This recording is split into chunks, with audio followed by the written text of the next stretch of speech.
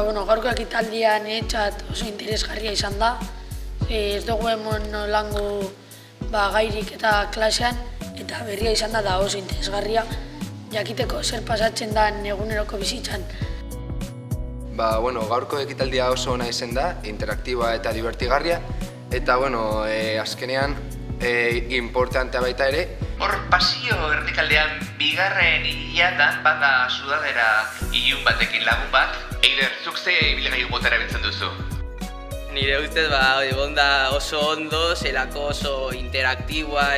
Oso entretinagarria izan da, gainera publikoa gazein da berba dana da jodezu. Badakizue zeintzuk diren trafiko istripu gehienen atzean dauden kausak edota zergatiak?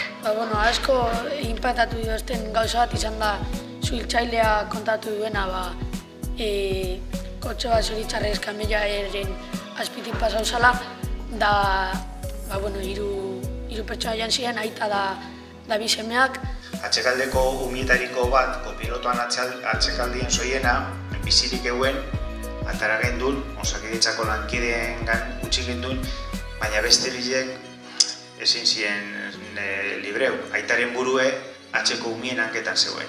Ni uste dut horrelango ekitaldietan kontsientzian zen zarela horrelango gauzak pasatzen direzela, da orduan kontua izan behar duzula errepidetan eta.